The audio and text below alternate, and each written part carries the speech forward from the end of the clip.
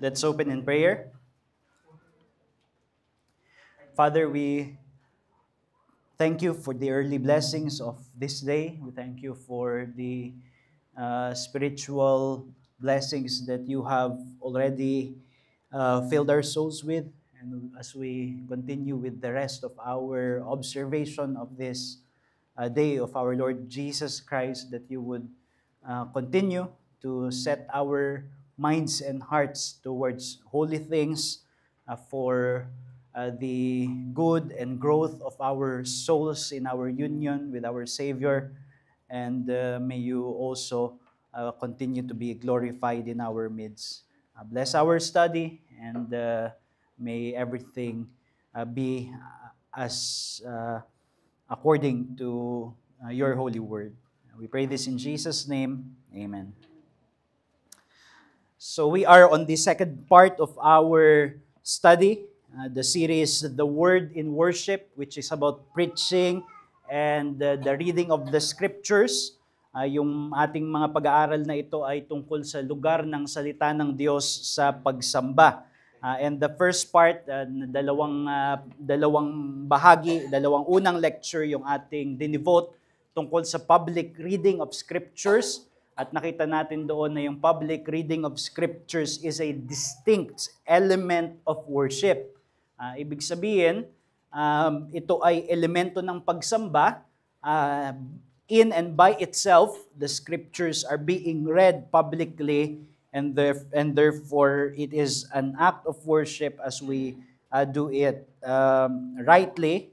Tayo ay nagre-respond sa revelation ng Diyos tungkol sa kanyang sarili, tungkol sa kanyang mga gawa, and we respond appropriately to what we hear of the reading.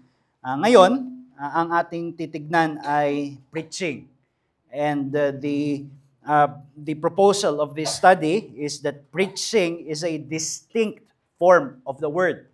So it should already be given that engaging ourselves with the Word of God in the public reading is a distinct element of worship. Preaching is an element of worship too, because it is the Word of God. It is a distinct form of the Word of God. So bago natin tignan niyan, pag-aaralan natin ito, Lord willing, sa 3 lectures, tignan muna natin yung background ng history. So the background of history, and we begin with the Reformation and its recovery of this sacred event and church activity, which is called the preaching of the word. Alam natin na nung 16th century, ginamit ng Panginoon si Martin Luther in order to recover what was lost. It was not lost in the sense na yung gospel ay talagang nabura sa balat ng lupa. Christ Church has always been marching on mula noong ito ay itinatag ng Panginoong Jesus. So there was never a time na walang mga tunay na mananampalataya na humahawak sa ebanghelyo, but there was a time when it was clouded by the system of works and religious merits sa ilalim ng Romano Katolisismo. But it was in the 16th century when it was rediscovered afresh na ang ebanghelyo ay tungkol sa ginawa ng Panginoong Jesus, at ito ay tinatanggap sa pamamagitan ng pananampalataya lamang. Now, together with that, the Reformation event also restored the very means of conveying this gospel. Kasi yung ebanghelyo ay ang nagliligtas. Yung mensahe ng kaligtasan kay Jesus ay tinatanggap sa pamamagitan ng pananampalataya, pero itong mensahe na ito ay hinahayag sa pamamagitan ng pangangaral ng salita ng Diyos, and this ordinary activity, church event of preaching, ay naipanumbalik sa sentrong lugar nito sa buhay ng iglesia at sa misyon ng iglesia. So there was a recovery of the preaching of the word. And there are developments that led to that. Unang pinag-isipan ng mga reformers, especially Martin Luther and John Calvin early in the period of the Reformation, na kung naniniwala tayo na ang tunay na iglesia ay hindi makikita sa marka ng pagiging kadugtong ng mga apostol sa kasaysayan, yung tinatawag na apostolic succession through the office of the Pope, which is yun yung paniniwala ng Roman Catholic, that they are the true church because they succeeded the apostolic church by an unbroken line as it appears to them ng papal office, beginning with Saint Peter, they say, as the first pope hanggang ngayon. Yung meron pa rin kinikilala silang pope, si Pope Leo XIV. So diyan namamarkahan ang tunay na iglesia kasi nandun yung opisina ng Papa. Now, if they reject this, what is to be put forward in place of it? Paano mo makikilala yung tunay na iglesia? What marks a visible church? And they put forward in their study of scriptures that it should be the pure preaching of the gospel, the faithful preaching of the message of Christ. Naniniwala sila that the church, a true church is a community of faith that gathers around the voice of Christ. Ibig sabihin, yung si Jesus na nagsalita ay na ipinapahayag yung kanyang ebanghelyo, yung mga tupa ay makikinig at maggagather sila around that voice. As John 10 verse 27 says, sabi ng Panginoong Jesus, "My sheep hear my voice, and I know them, and they follow me." So this is the mark of a true church, that they hear the voice of their shepherd speaking, and they gather around. Kaya tinatawag ng mga reformers na essential mark ng church ang preaching. Actually, yung proper administration of sacraments at saka yung proper administration ng discipline, they regarded that as maintaining marks. Ibig sabihin, sa pamamagitan nito, napapanatili yung kalusugan ng iglesia, but for them, isa lang yung essential mark. So that when this truly exists in a Christian community, that there is a community of faith, may tunay na pananampalataya, and they gather around the voice of their shepherd, Jesus Christ, then there you have a true church. And I believe that it is the case. Halimbawa nga doon sa John 10 verse 27, it marks the true church. They hear the voice of their shepherd. And therefore, ito yung naging isang pinakamahalagang prioridad ng Reformation na mapanatili ang kadalisayan ng pangangaral ng salita ng Diyos. And Luther and Calvin pioneered the retrieval of the Scriptures' high theology of preaching. Whereas in the Roman Catholic, medieval Catholicism, ang pananaw nila, ang pinakamahalaga na ginagawa ng simbahan ay yung misa, which is yung sacrifice noong Mass. Para sa mga reformers, hindi yon. Ang pinakamahalaga ay yung pangangaral ng salita ng Diyos. And they recovered a high theology of preaching. That in preaching, Christ's voice is truly heard by the church. So you cannot have a loftier view of preaching than that. Through the instrumentality of fail human messengers, even these sinners, Christ is speaking to the church with the voice of a shepherd. And this view of preaching took confessional and catechetical status in the Reformed tradition.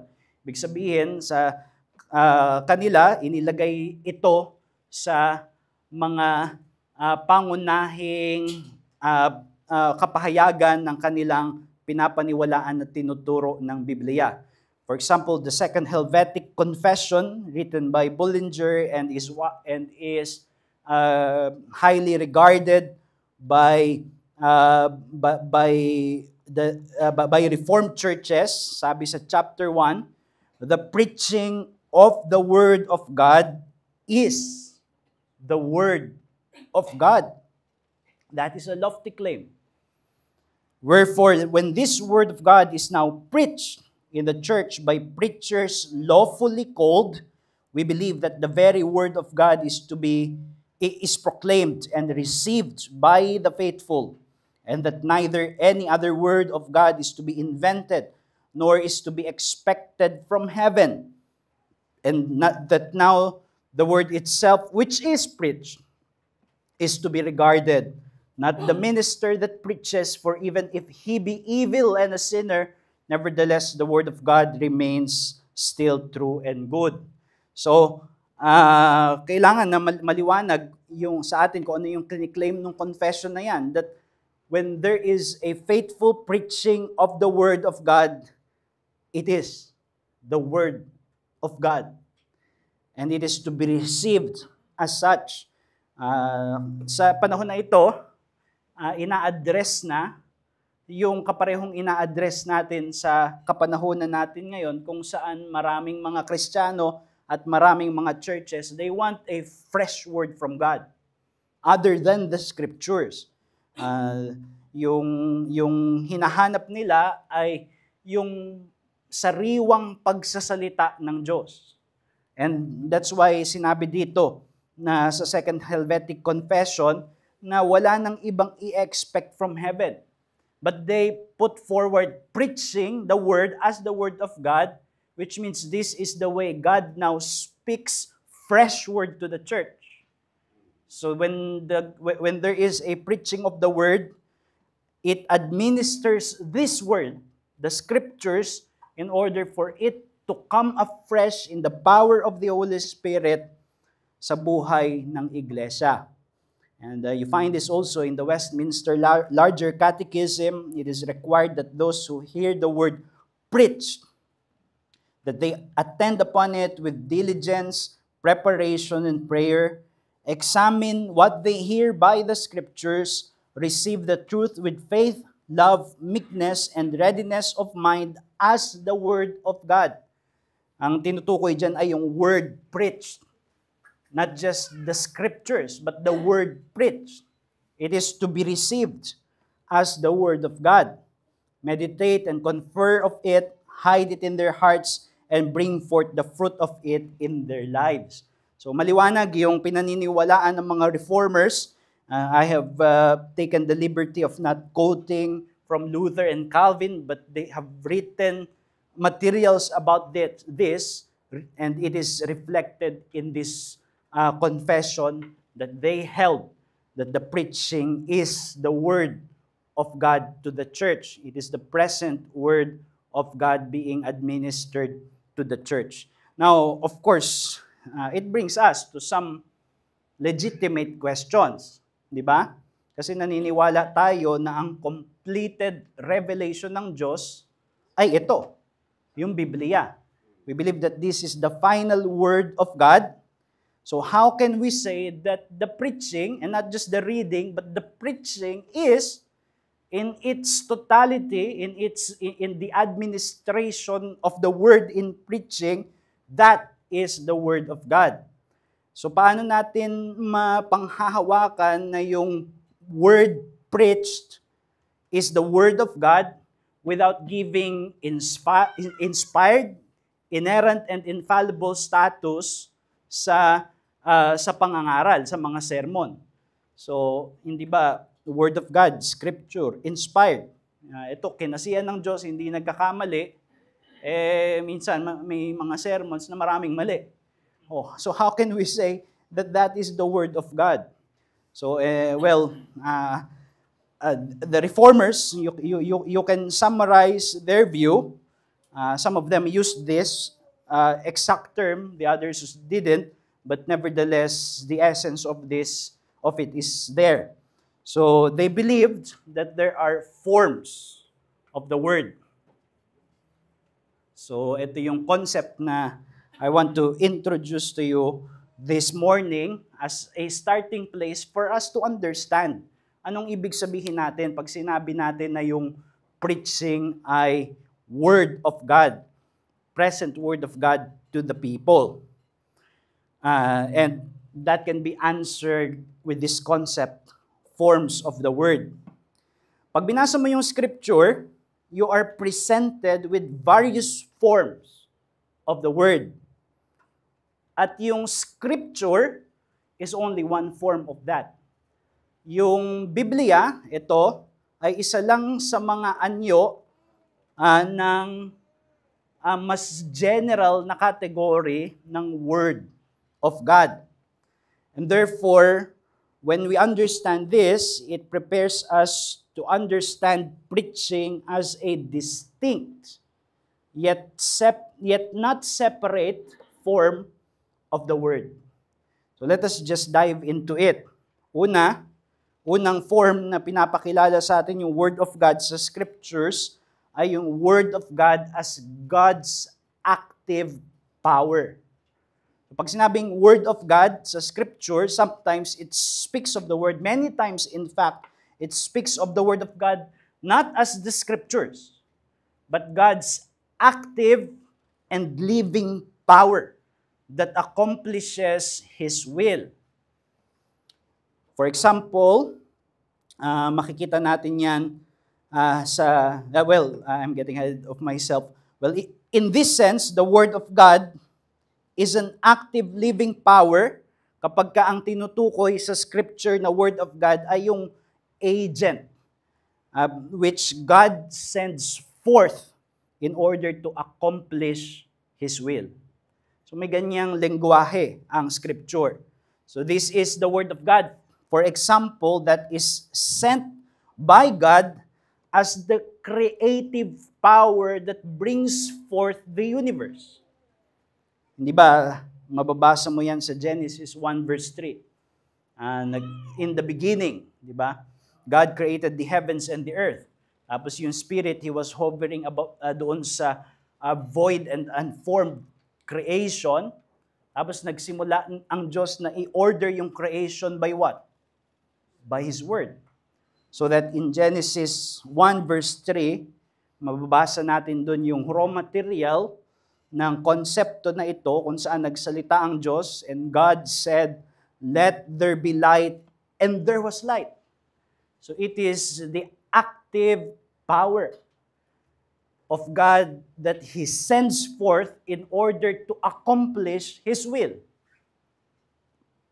Kaya sabi sa Psalm 33 verse 6, reflecting on Genesis 1, "By the word of the Lord the heavens were made, and by the breath of His mouth all their hosts." So paano daw nalikha ang buong sanlibutan? Sa pamamagitan ng salita ng Diyos. And ang tinutukoy doon na salita is not necessarily letters that are written, but an effective word of command accompanied by God's power, bringing about God's purpose. And that idea is summarized in that concept of the word. It is a word, it is the word of God. That's why Hebrews 11 verse 3 says, "By faith we understand that the universe was created by the word of God." So yung buong sangnilikha ay nalikha sa pamamagitan ng salita ng Diyos. Yung salita na isinugo ng Diyos mula sa kanyang mga labi, at ito ay lumikha nung gusto niyang likhain mula sa kawalan. So that is the Word of God. And therefore, it is beyond Scriptures. Some of that are recorded in Scriptures, pero when you think, for example, of the statement of Hebrews 1 verse 3, kung saan sinabi na Jesus upholds Hebrews 2 verse 3, Jesus upholds the universe by the word of His power. it is not to be found in the scriptures. It is an active, living word that has created the world and that sustains the world. So, yun yung isang form ng Word of God. So, it is what I would call active power. The active Word of God. And what's astonishing is that this Word of God may be channeled through human vessels and it would not lose its active power. Ibig sabihin, yung salita na kagaya nung salitang lumilikha ng sanlibutan, maaring ilagay ng Diyos in a human form through human vessels, pero magpapatuloy yung kapangyarihan ng pagiging sinugong salita ng Diyos na lumilikha ng layunin ng Diyos. This is most evident in strict prophecies.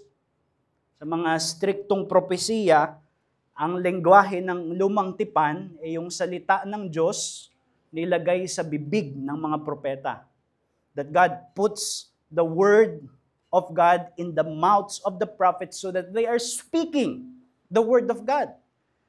It is their mouth that moves, it is their vocal cord that makes the sound, pero yun ay salita ng Diyos. And it accomplishes its purpose because it possesses that same creative power of God. So kapag pinaparaan sa mga propeta o sa tao, it becomes informative as well as performative. It is revelatory. Nagpapahayag ng kalooban ng Diyos, ng salita ng Diyos, kung anong gagawin niya. But at the same time, ina-accomplish nito yung mismong sinasabi niya. You find that in Isaiah 55 verse 11, di ba? At ang tinutukoy dito ay yung mga salitang pinaraan ng Diyos sa pamamagitan ni Propeta Isaias tungkol sa mga gagawin niya sa bayan ng Diyos sa lumang tipan, which includes His promises. At sabi sa Isaiah 55 verse 11, "So shall my word be that goes out from my mouth. It shall not return to me empty, but it shall accomplish that which I purpose, and shall succeed in the thing for which I sent it." So ito yung salita na isinusugo ng Diyos para gawin yung sinalita. Para gawin yung kalooban ng Diyos. So that is one form of the word. If it is placed in the mouth of prophets, it retains that performative power. It will accomplish that which God has purposed and shall succeed in the thing for which God sent it. So that is a form of the Word of God. And may illustration ito dun sa vision ni Ezekiel, sa Ezekiel chapter 37. Siguro familiar din tayo doon, kung saan tinanong ng Panginoon si Ezekiel, nandun siya sa Valley of Dry Bones, maraming mga buto, paano ito mabubuhay, mga patay na ito. Tapos sabi ng Panginoon kay Ezekiel, "Son of man, can this bone live?" Mabubuhay ba ito ang mga kalansay na ito? And then Ezekiel deferred the answer to God, at ang utos sa kanya ng Diyos, prophesy. And when he was prophesying, unti-unti yung espiritu ay kumikilos para buhayin yung mga kalansay. Nalamnan sila at bumangon sila. So that is one form of the Word of God. It means the active power of God. Yung kanyang active word na sinusugo at i-accomplish yung kanyang mga layunin. So that is what Bavinck said sa Reformed Dogmatics. Sabi niya, the expression Word of God in Scripture has a variety of meanings and can refer to the power of God by which He creates and upholds the world. Sorry, it should be the world. Of His revelation to the prophets, or the content of revelation, or the gospel that was preached by the apostles, yet it is always the Word of God that is never just sound, but a power. Not mere information, but an accomplishment of His will. So that's one word. And then, even preceding that active power na kung saan ang Diyos ay lumilikha at nagsusustento at nag-accomplish ng kanyang kalooban sa lupa, you have what I would call the divine word.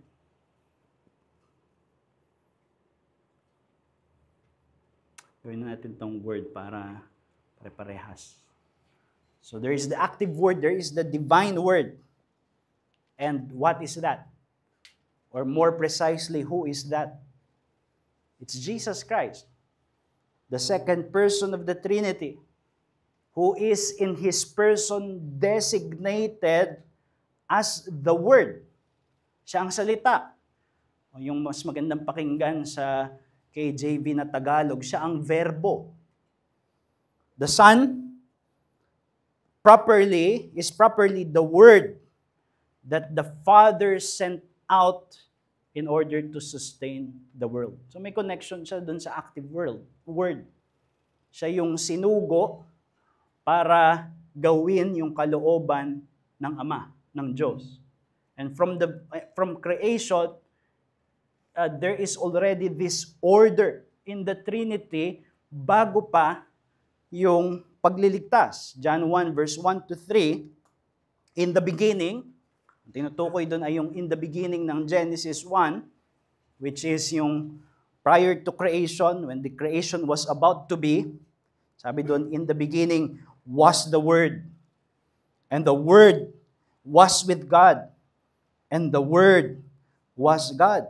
So nakikita noong ni Juan, inspired by the Holy Spirit, that there is an inextricable connection doon sa active word na isinugo ng Diyos to create the world, at si Jesus na divine word na kasama na ng Ama, at sabi doon sa kadugtong, He was in the beginning with God, all things were made through Him, and without Him was not anything made that was made.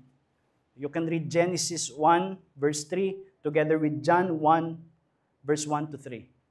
And you would see na mayroong koneksyon yung salita na isinusugo ng Diyos para gawin yung creation as the power to create, and Jesus as that eternal Word who was already there prior to creation, and without Him nothing was made, was not anything made that was made. And not only in creation, but also in providence. Hebrews 1 verse 3, sabi doon, He, referring to Jesus, upholds the universe by the word of His power. So siya rin yung nagsusustina ng sanlibutan.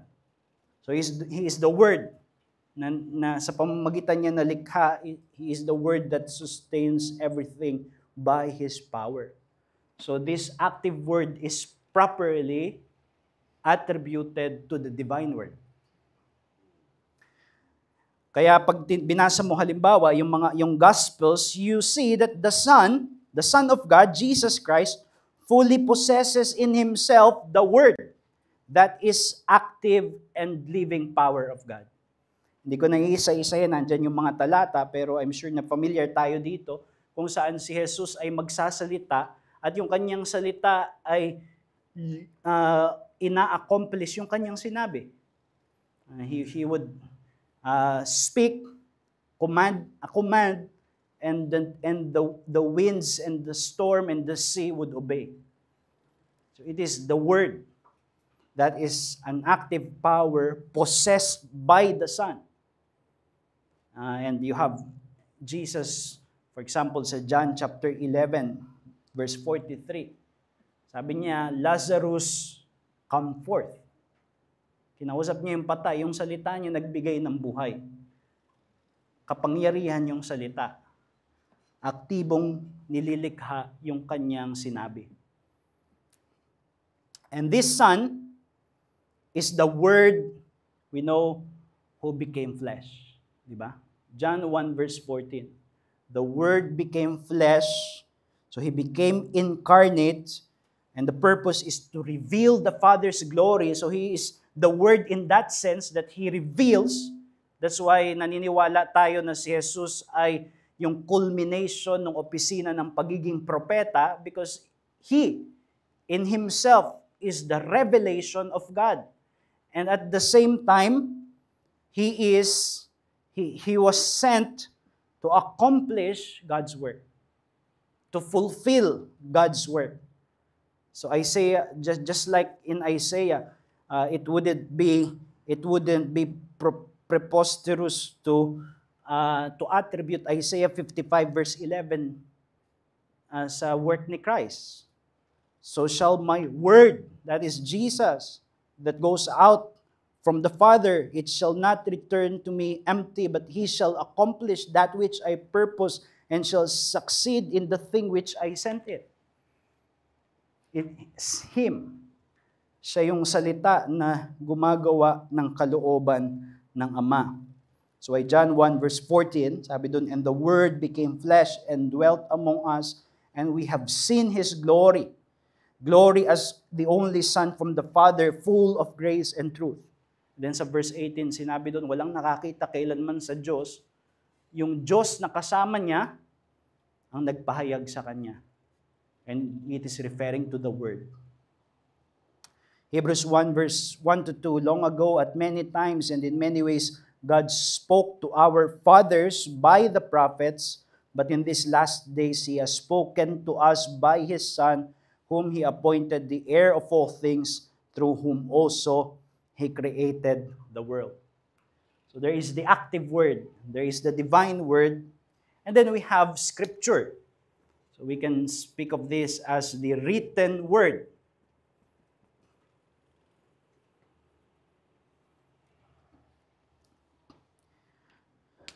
Yung Scripture, sa kanyang sariling pagpapakilala sa kanyang sarili, pinapakilala niya yung kanyang sarili as the Word of God. Consciously, 2 Timothy 3 verse 16, all Scripture is breathed out by God, just as you breathe a word. The Scripture is a breathed out book from the mouth of God. That is why it's profitable for teaching, for reproof, for correction, and for training in righteousness. So when you look at the Scriptures, when you read the Scriptures, what you have here is the Word of God written. 2 Peter 1 verse 20 to 21, knowing first of all that no prophecy of Scripture comes from someone's own interpretation, for no prophecy was ever produced by the will of man, but men spoke from God as they were carried along by the Holy Spirit. So tinutukoy yung Scripture regarded as a prophecy, and it came from God as men were being carried along by the Holy Spirit. And again, there is an inextricable connection with these two. Why? Because the Scripture retains the active and living power of God, of God's Word. Hindi ito dead book. Hindi ito dead document. That's why the Scriptures, we do not say that the Scriptures records the Word of God. This is the Word of God because it retains its effective power. Di ba sinabi sa Hebrews 4 verse 12, and the context here is the written Word because it is littered with quotations from the Old Testament. And it says, for the Word of God is living and active, sharper than any two-edged sword, piercing to the division of soul and of spirit, of joints and of marrow, and discerning the thoughts and intentions of the heart. That is why, minsan pag binabasa natin yung scripture, parang, o kaya kahit pag pinapangaral, parang minsan masakit, di ba? Minsan, parang may tumatama, tumatagos. And it is because this is not a dead book. It is an active, living word. And we also know that the scripture is the completed canon that bears witness to Christ and His works. So through the written word, we get to know in His full revelation the divine word. Kaya nga yung kinakanta natin, di ba, O Word of God incarnate. Sino ba yon? Si Jesus. Pero yung sineselebrate nung hymn ay yung scripture. Di ba? Yung sabi doon, it is the heavenly drawn picture of Christ, the living word. Kasi yung written word ay yung testimony, yung completed canon ng testimony ng prophets and apostles kay Jesus Christ, the divine word made flesh. So magkakakabit to. And these are distinct forms of the word. John 5 verse 39, sabi ni Jesus doon sa mga Jewish leaders na masipag mag-aral ng scriptures, but they are missing Christ, who is supposed to be the message of the scriptures. You search the scriptures because you think that in them you have eternal life, and it is they that bear witness about me. So, ang scripture ang nagpapahayag, ang kompletong nagpapahayag tungkol kay Hesus Kristo ngayon. And we know that, di ba, sa Luke, sa Emmaus Road, doon nagkaroon ng Bible study, yung dalawang disciples, kung saan Jesus took them through the whole of the scriptures in order to demonstrate that this is about Him and His work. 2 Peter 3 verse 16, hindi lang yung sulat ng mga propeta, kundi yung sulat ng mga apostol. Kaya sinabi ni Pedro na yung may mga nagbabaluktot ng kasulatan at binabaluktot nila yung scripture kagaya ng ginagawa nila sa sulat ni Pablo. Meron ng equation, yung prophets and yung apostles sa kanilang mga isinulat as the written scripture that bears witness authoritatively and finally about the Son. So, ito yung mga forms ng word. Salita ng Panginoon, it is active. Ultimately, the Word of God is the divine Word, the eternal Word made flesh, and the written Word is the completed scriptures that bears witness to the Son. Now, sa tatlong yan, merong inseparable connection, yung Word, saka yung Spirit.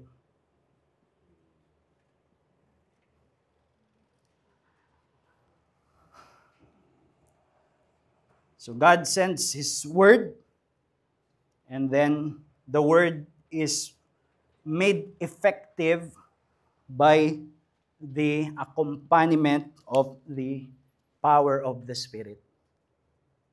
Every time God truly sends forth His Word, the Holy Spirit is accompanying it with power. So in Scripture, the Spirit accompanies all of these forms of the Word. He is the person, the Holy Spirit is the person primarily presented as the accompanying power that makes effective the sent Word of God. And it is true of the active Word. So Genesis 1 verse 3, and God said, "Let there be light," and there was light. What's in there in verse 2? And the Spirit was hovering over all the face of the deep. So the Spirit was there, ready to make the command of God implemented in the world. So yung active word, ang kasama niyan ay yung Spirit to accomplish the will of God. The Spirit is closely associated with the creative breath of God. Sa katunayan nga, yung Hebrew and Greek words parehas sa Hebrew, Old Testament, sa Greek, New Testament, yung breath, yung word for breath is also the same word for the Spirit. Nakalimutan ko yung sa Hebrew, baka naalala nyo. Ruach. Tapos sa Greek ay yung pneuma. It is translated as breath, also spirit. And therefore, when you read statements such as what we have earlier in Psalm 33 verse 6, by the word of the Lord, the heavens were made, and by the breath, by the spirit of His mouth, all their host. So sa creation pa lang, meron ng Trinitarian order where God sends forth para i-accomplish yung will niya. He will send forth His word, and the word is accompanied by the Holy Spirit that makes the word take effect in the world. And also that the inspired scripture doon sa 2 Timothy 3 verse 16 is also spoken of as the breathed out book of God. Yung inspiration is an unfortunate theological term. Kasi inspiration means you inhale. Well, it should be expiration. Kasi dun sa 2 Timothy 3 verse 16, sabi dun, all scripture is breathed out by God. And again, you have their breath, which is related to the word pneuma, translated as spirit or breath. And we also know that the Spirit empowered Jesus, the incarnate Word, in fulfilling His redemptive mission. When the Word, that is Jesus, was sent into the world to become flesh, He relied on the Spirit as one being full of the Spirit in order to accomplish the will of the Father. So He is Word, accompanied and empowered by the Spirit. That is Jesus. Word, Spirit. Kaya yung Christ, hindi apelido yun ni Jesus, mga kapatid. Christ is His title, na ang ibig sabihin ay Messiah, na ang ibig sabihin ay anointed, at yung promise ng anointment sa Old Testament doon sa darating na tagapagligtas is that He is anointed by the Spirit. In Matthew 3 verse 16, Jesus fulfills this expectation when He was baptized by John the Baptist. At nung siya ay binaptize, nagsalita ang Diyos, "This is my beloved Son in whom I am well pleased." At bumaba sa Kanya yung Holy Spirit like a dove. Like a dove. Bakit? Hindi sinabi na bumaba siya as a dove, in the form of a dove. Usually, makikita mo yun sa mga images, talagang dove, di ba? Pero ang sinabi doon, like a dove, ini-explain kung ano yung binibigyan ng larawan kung paano bumaba yung Holy Spirit kay Christ. And may mga iba't ibang interpretation bakit dove, and I believe na marami doon may point, isa doon yung dove that was a picture of the harbinger of the news of a new creation. Di ba nung si Noah, ninintay niya yung dove para isabihin na okay na, renewed na yung earth. Kasi bumalik yung dove. Hindi na bumalik yung dove, rather. But yung Genesis 1 verse 2, the Spirit was hovering.